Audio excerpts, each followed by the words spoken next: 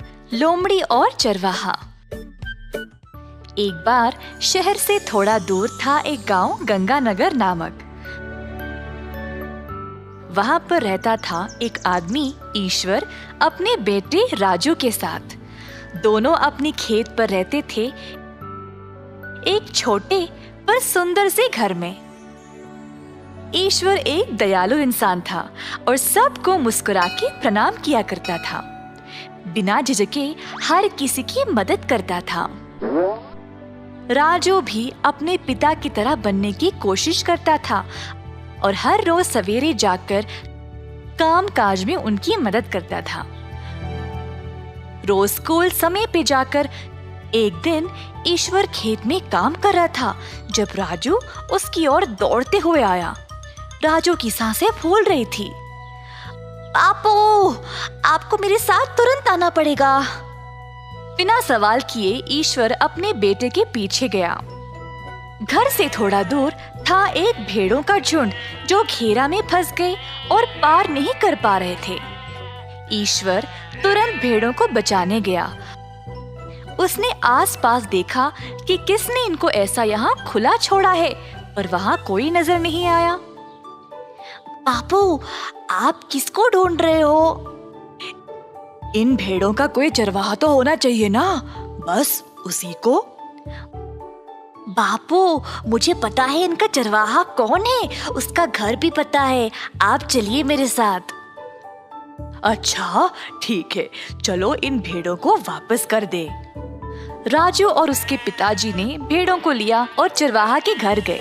दरवाजा खटखटाया तो अंदर से आई आवाज, दरवाजा खुला है, अंदर आ जाओ।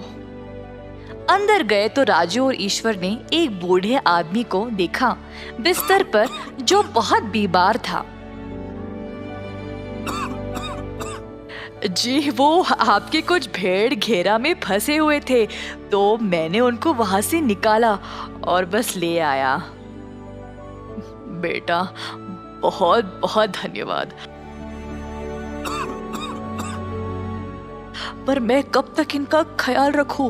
हर रोज एक लोमड़ी आता है और एक एक भेड़ को खाते जाता है।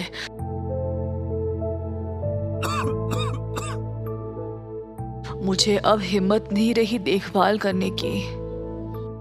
बापू, क्यों ना हम भेड़ों को ले जाएं? जी, क्यों ना आप हमें इन भेड़ों को दे दे, मैं इनकी देखभाल करूंगा अपनी खेत पर।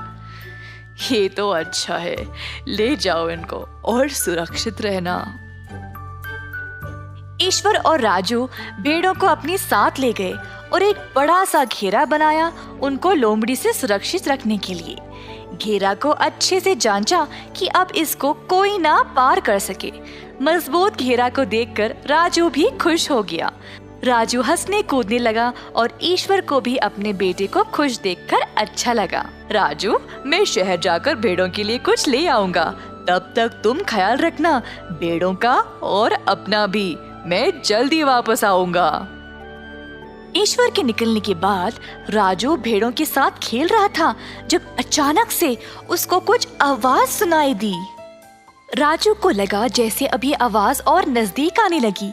उसको समझ नहीं आया कि वह क्या करे और डर के मारे घर के अंदर गया और दरवाजा बंद कर लिया। इसी दौरान ईश्वर भी शहर से वापस आ गया। उसी समय उसने देखा कि लोमड़ी ने एक भेड़ को पकड़ लिया था। उसने भागने की कोशिश की पर उसका पैर घेरा में अटक गया। किसी भी तरह छूटकर लोमड़ी धीरे धीरे ही भागने लगा। ईश्वर ने भी लोमड़ी का पीछा किया। दौड़ते समय लोमड़ी का पैर फिर से लकड़ियों के बीच फंस गया। बहुत कोशिश करने के बाद भी लोमड़ी मुक्त नहीं हो सका। दर्द से उसने भेड़ को भी जाने दिया और जोर जोर से चिल्लाने लगा। ईश्वर ने देखा कि लोमड़ी का पैर फंस गया था। अब क्योंकि ईश्वर एक दयालु इंसान था, तो उसने लोमड़ी की मदद की और उसको मुक्त कर दिया। लोमड़ी ने सोचा कि ईश्वर का भेड़ ले जाने के बाद भी उसने उसकी मदद की बिना गुस्सा किए। लोमड़ी गया भेड़ के पास और उसको खड़ा होने में मदद की। भेड़ तुरंत उठ के भाग गया। फिर लोमड़ी ने ईश्वर की ओर कृतज्ञता से देखा और फिर चला गया। जल्द ईश्वर घर पहुंच गया। बापू, आपने क्या किया? लोमड़ी का पैर लकड़ियों में फंस गया था। अब ऐसे समय में हमको ही रहम दिखाना चाहिए, तभी जानवर हमसे डरेंगे नहीं और वापस अच्छा बर्ताव करेंगे। बापू, आप सच में बहुत अच्छे हो। आप जानवरों का भी स्वभाव समझ पाते हो। मुझे आपका बेटा होने पर बहुत गर्व है। मैं हमेशा आपके दिखाए गए रास्ते पर ही चलूंगा।